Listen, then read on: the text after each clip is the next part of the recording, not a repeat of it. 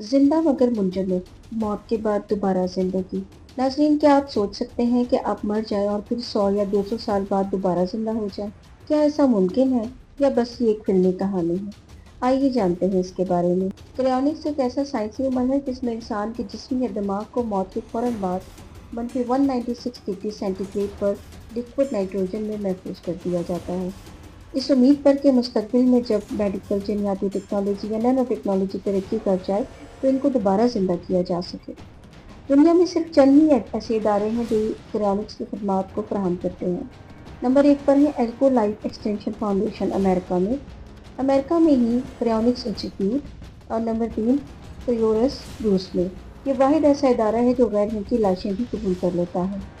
इन इदारों के पास आज भी सैकड़ों अफराद के जिस्म या दिमाग मुंजमद हालत में रखे गए हैं। अब तक की कई दिलचस्प और हैरतअंगेज शख्सियात ने क्रायोनिक्स का इंतखाब किया। 1967 में जेम्स बेडफोर्ड क्रायोप्रिजर्व होने वाले दुनिया के पहले इंसान थे जिनका जिस्म आज भी महफूज है। हैल फैनेनी, तो मारूफ कंप्यूटर साइंसदान और बिटकॉइन के इब्तदाई डेवलपर, इनका जिस्म एल्कोर में महफूज है। FM 2030, एक फुटूरिस्ट और मुसन्निफ जिन्होंने मौत से इनकार करते हुए अपने जिस्म को मुंजमद करवाया। लॉरेंस, एक अमेरिकन बायोलॉजिस्ट जिनका मामला उस वक्त मशहूर हुआ जब इनके ख़ानदान ने क्रायोनिक्स के खिलाफ अदालत में केस कर दिया। और कई ऐसे अमीर अफराद भी हैं जिन्होंने अपने बच्चों के दिमाग या अपने पालतू जानवरों को क्रायोप्रिजर्व करवाया है। क्रायोनिक्स सस्ता काम नहीं। अगर आपने पूरे जिस्म को प्रिजर्वेशन करवानी है तो $2,00,000 और अगर सिर्फ आपने अपना दिमाग प्रिजर्व करवाना है तो $80,000। अक्सर लोग ये काम लाइफ इंश्योरेंस पॉलिसी के ज़रिए कर रहे हैं। क्या ये वाकई मुमकिन है? जिस्म को मुंजमद करना, दोबारा ज़िंदा करना, शऊर वापस लाना या यादें बहाल करना, ये सब चीज़ें क्या मुमकिन है?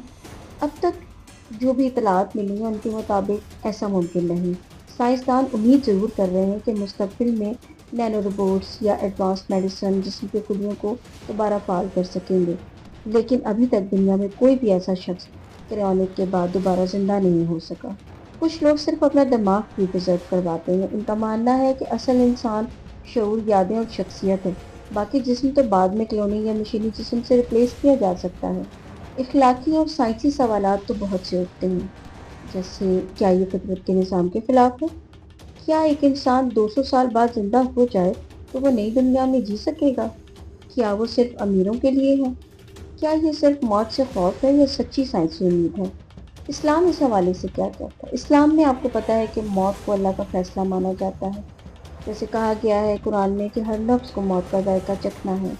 इंसान के जिस्म के साथ मौत के बाद इज्जत और एहतराम का सलूक हम पर फर्ज किया गया है। जिस्म को दफनाया जाता है, ना कि इसे फ्रीजर में रखा जाता है। रूह का तस्वर इंसानी जिस्म से बाहर है और वो तुमसे रूह के बारे में पूछते हैं, कह दो रूह मेरे रब के हुक्म से है।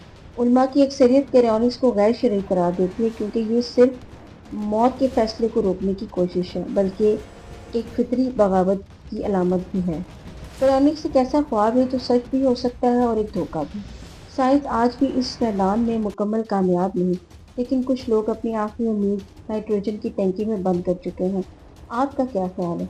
क्या ये इंसान की हौसला अफजाई है या कुदरत से बगावत? क्या आप मरने के बाद ऐसी उम्मीद पर जीना चाहेंगे? और सबसे बढ़कर, क्या ये इस्लामी तौर पर जायज़ है? अपनी राय का इज़हार कमेंट बॉक्स में ज़रूर कीजिएगा। शुक्रिया।